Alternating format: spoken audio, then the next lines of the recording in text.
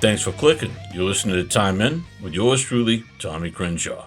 Today, we go back and complete an old conversation that me and the illustrious Ricardo Lungus had about short players in sports. So this is think of it as a sequel, a follow-up, I don't know what they call these things. But here you go. So who you got on your list? Well, first I want I went a little bit weird a little bit. There's a couple of guys, I went for super short. I went for like below. I went for like 5'5" and below. I'm talking about shorter than Muggsy Bogues short. 5'3" and below. But there's an honorable mention that you gotta throw out there. There's not a lot to really talk about, say about him, but it's a dude named Jack Soupy Shapiro, 5'1", played in the NFL way back in the day. He played for the Staten Island Stapletons. Oh yeah, that was a good team back then. Oh yeah, way back in the day, And he was a shorty, but he played fullback, 5'1" fullback. 5'1" dude. Trying to opening up holes for you. So he was like a half fullback. You got Tommy. You got a half fullback. Yeah, instead of a full halfback. Yeah. But honorable mention. He played in like one game. So he says he played 2 games, but everybody else says he just played 1 game. I'm just gonna throw that out as an honorable mention. That's a good one. I mean, the Stapletons were a competitive team back then, and the fact that Staten Island had a team was impressive. Staten Island is considered like the runt of the boroughs. In New York is say Staten Island. No, that's Jersey. It's not Jersey. No, it's not Jersey. No, it's not. No, it's New York City, and it's a nice. It's like it's bedroom community. It's that's where the famous Wu-Tang Clan came from. I mean, that's like it's a beautiful place. Beautiful place. A lot of great history there. Yeah. Now we started at 5'1". Now let's jump up to 5'2". Now that's a big jump. Yeah, there's a big jump. You think of bodybuilders, you think of Lou Ferrigno, you think of Arnold Schwarzenegger. Yeah. You think of folks like that. Oh yeah. But there's a guy out there who beat Arnold in the competition. Who? He's a shorty. Who did that? 5'2". Yeah. His name is Danny Padilla. Oh, okay. I don't know this guy. Now Danny Padilla, he got interested in working out, when he was young because his older brothers and cousins, they were working out, to get better at wrestling and stuff. But he's like, man, I like lifting weights. Yeah. So he just started throwing the weights up, right?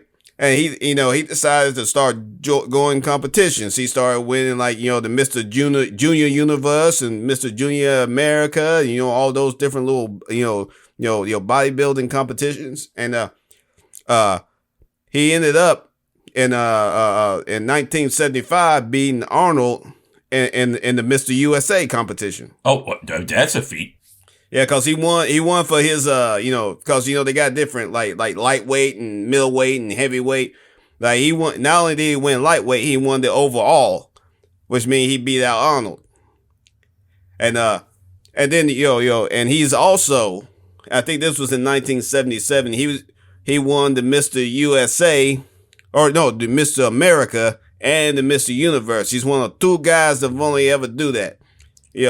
So he was splendiferous. He's a legitimate competitor. Oh yeah, most definitely, yeah. Yeah, wow. Hall of Fame, and he's in the the weightlifting Hall of Fame. He's just that good. The Hall of Fame, that's a Weider thing, right? I mean, that was the... Joe Weider. He was... wasn't for him, you wouldn't have bodybuilding. I mean, that's... No. So he was the Naismith of bodybuilding. Exactly.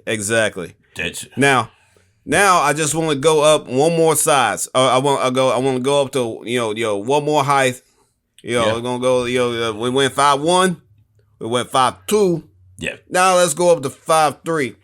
And this is a guy, just like Muggsy Bogues, played for many, many years in his respective sport. Yeah. And He played from 1927 to 1925 to 1937, I should say. That's what. That's like what? 17? No, 12 years. 12 years. Yeah, I was close. Yeah, his name is Roy Waters, but most people called him Shrimp. So Shrimp Waters was a goalie, a 5'3" goalie in the NHL. That's great. I mean, I guess he just stood straight up. Oh yeah, he was the shortest player to ever, play in the NHL. And he's a Hall of Famer. In his career, he had 66 shutouts. Well, he didn't allow a single goal on him. He's the Lundqvist of his era. Hey, you never know. We might be distant relatives. You never know. Right. And then he there was one game he that was crazy game, where he blocked 70 or 73 shots on him because he had a horrible defensive line in front of him. But unfortunately they still lost because I guess they had a horrible offensive line up there too. But 70 or 73 shots. You're using football terms with hockey. Oh no, shots. They shot on the just shooting the puck at the goal. Shots. Yeah, you said offensive and defensive line. There's an offensive defensive line in the hockey. You got your defensive players, you got your offensive players, you got your defenders, you got your offenders. Yeah, no, I'm not. No, I get what you're saying. I'm just I think you're using more of the younger terms, and I'm still getting used to these. So yeah, just to clarify for those listeners out there, there's been a big push to use football terminology when describing other sports. Offensive line, defensive line, because a lot of sports are trying to get more fans into the stands. And for a long time, you went to a hockey game like a handful of years ago. It was a snooze fest. But then they started getting physical again. The pucks were flying faster, and people showing up to hockey games with like radar guns just to see how fast the puck was going, because they were betting and wagering on the speed of the puck when it came off of some guy's stick. So they're doing a lot of things, I know, to advance the game and get it more understandable and enjoyable, because hockey's a great game. Oh, it's a fantastic game. But so I'm just want to explain to the audience that when Ricardo says offensive line and defensive line, he's not trying to disrespect the old purist of hockey, but he's using terms that now a lot of people are using to make sense of the game. Exactly. I mean, I don't want to offend anybody out there. I'm just just shooting from the hip here. Sorry, guys. If I offended anyone, I'm just saying, the people that are supposed to keep the puck away from him weren't doing their job. I'll put it like that. The people. Yeah, the defensive men, they weren't keeping the puck away from them. They're just letting them, like, they'll have a heyday, just shooting the puck at them, like every 5-6 seconds. The puck was just flying straight for his face. I mean, I would be angry about it, and actually that ties in because he was so angry about it, he didn't sign with the team again after that. Yeah, he refused to sign with them. Why would you? Exactly. Yeah, that makes perfect sense. It's completely reasonable. But you got any other short guys, Tommy, that you like? There's a guy I think that was unfortunately used as a gimmick, and I don't think that was fair at all. But he got to play in a professional and Major League Baseball game, and that was Eddie Goodell. And this guy was a performer and did vaudeville shows. This is going back. This is like 1950, and they still vaudeville was still a thing, believe it or not. But he would travel around, and he was back then they called him dwarfs. I don't want to disrespect people that but that's what he was 3'7", and he would do events at the ball games and stuff like that, and for the St. Louis Browns, and. A lot of people forget there was a St. Louis Browns baseball team for a while, and the owner did a quick little contract with this guy. He wanted to pull a stunt, is what he did. So he put him in there and said, "Don't swing at the ball. Just you're gonna take the walk, because they're gonna walk you, because your strike zone is gonna be ridiculously small. There's no way he's gonna throw a strike. He's not even trying to throw it, because what if he hits you, and he's just gonna walk you. So don't even swing." But people are like, dude, I mean, you're in the game. Go swing at it. I mean, this guy taking advantage of you, putting it in there, and then you just take a swing. Because what if you get a home run? You get a home run, somebody's going to sign you. But no, the Eddie just said, I'm just I'm doing what I got paid for. I'm going to play it, and I'm going to go down the books. And he went down as the shortest, or he had a pinch runner. So you can't count him as he's not a career guy. He was like I said, a stunt guy, but but I think you have to look at it as that he did go and play a game, and it's he's in the books. Exactly. I mean, you can't take anything away from him. He played in the game. He did.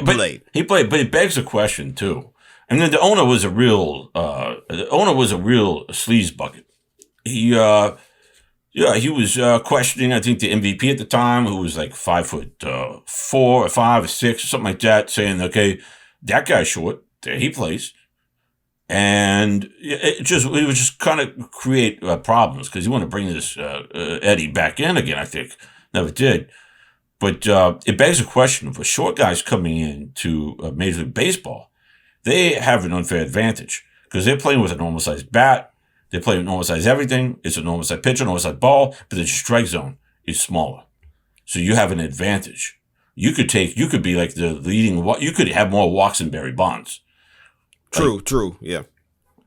I mean, but, that puts the burden on the pitcher and puts the burden on the opposing team. You're not trying to make it easier for the opposing team, Tommy. That's not what you're trying to do. You're trying to get it may start to regress that way if you think about it, Tommy. If you really think about it, you start getting smaller guys, smaller strike zones. When you gotta get that ball into that, smaller strike zone, then you're gonna start, the balls might start coming a little bit slower because, and then bam, you're hitting, you got balls, you got RBIs, you got bam, all over the place because, you gotta adapt.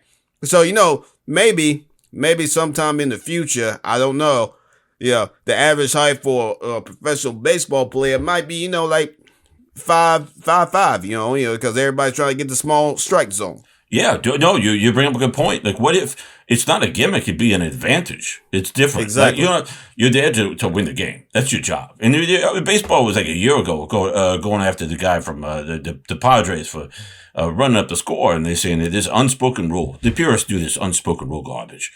And, it's like, here's the thing. If you're not going to swing for the home run, even if you're up by like 6 runs or whatever it was, and it's late in the game, you don't know. There's a thing in baseball that's called a rally. And for the Angels fans years ago know what this is because they had their rally monkey and their rally towels. It's a rally. That's the thing. That is the equivalent of a crash in NASCAR. It's why people go see baseball. They want to see a rally. They want their team to be down by like a bunch of points, a bunch of runs. They get mad when you say points. With a bunch of runs, and then you're going to come and just rally. So that's the thing. The Rangers were playing the Padres, and the Rangers manager got mad and said some things like, it's just, come on. You're professional. This is not little league stuff. It's not like, there's no big disparity between the teams. If there is, It's your own team's problem. You got to pay the guys. So my point is that you get these short guys in there. Say you get some jockeys in there. Like they're all scrappers. They're tough guys. Exactly. Jockeys are just, they're gonna get there and be mean. So you get a jockey in there. Let's just say he's like 4'8". His strike zone's gonna be small, but he's playing with a full size bat. So that guy, you're thinking that guy's not gonna be hitting some slammers. He's gonna be hitting slammers all day long. They're freaking I mean, imagine like what if one day, one team just started just brought these guys in. Brought like 4 or 5 of them in, put them in the lineup. What if you had 4 or 5 of these guys? These pitchers wouldn't know what to do with them. You're going to have to hire like either smaller pitchers, or you're going to petition the league to get a smaller ball. You would have to like throw like a golf ball or something like that just to kind of fit it in the window. Oh, yeah. Oh, man. Hey, all I'm saying, I saw this with my own eyes. I did see a jockey one time. He was using an aluminum baseball bat. I will say that. College rules, yeah. Yeah. But he went yard. I saw it with my own eyes. I believe it. You realize how strong you got to be, the forearms, and to hang on to a horse? To hang on to a horse. I'm talking about yard. And he had a little bit, of a little bit on it extra too, he go went even farther if you ask me. Yeah, I mean, and here's the deal: if they see the league's not going to allow it, it's just not going to allow it because then you're going to bring all these guys in and they're going to be hitting slammers like left and right, and they exactly. have to change the pitchers, and you're going to have to deal with your outfielders. You have to deal with the whole the game. The whole sport's going to be in flux if you do this. And then so what are you going to do? You're going to create like a separate league. You're going to say, okay, these guys can't play. Well, then there's the American Disabilities Act. If you say, or discrimination, maybe that's not a disability. Being sure it's not. It's an advantage because it makes you tougher. So these scrapper jockeys that are used to freaking riding, like what's a thoroughbred, about 800, 900 pounds? Oh, yeah. At the least, just big, strong, just all muscular horses, just holding on and guiding them things around, around the tracks and whatnot, making them do what they got. Right. And they got those sticks they use. So they used to hold them like things in their hands. Oh, yeah. Definitely. And they wear the hats. They're basically, they're already like ready for baseball. Oh yeah, definitely. I believe that jockeys would come in and just revolutionize the sport of baseball. Yeah, but the league's just not gonna allow it. It's just they want the big guys. They want, they want the 6 foot dude that has arms like a python. Just swinging the bat and crushing stuff like that. That's what they want. What if there was a hybrid sport like polo? Like what if there was like baseball played on the backs of horses? That'd be interesting. Yeah, you had to get a special horse that didn't get spooked by the ball. Oh, that's true. And they do like what if they get scared at everything, don't they? Horses do. That's why they gotta have those things on their faces. Definitely. They get spooked by you. What if like the Philly Fanatic came out? Oh God, dude. Oh, definitely. It caused a stampede. Oh, exactly. It'd be a bloodbath. What if Mr. Met came out? The Phillies, they play the Mets in the same division. And you have both these characters out there. It's just, what if it's an all-star game? You got a bunch of them out there. It's going to be, these kids are going to be watching like horses, like murdering, these mascots and just seeing like a kid just watch it go down. That's brutal, but it'd be great for TV. And that's the end of the game. Thanks for clicking time in. We'll see you next time. TTFN.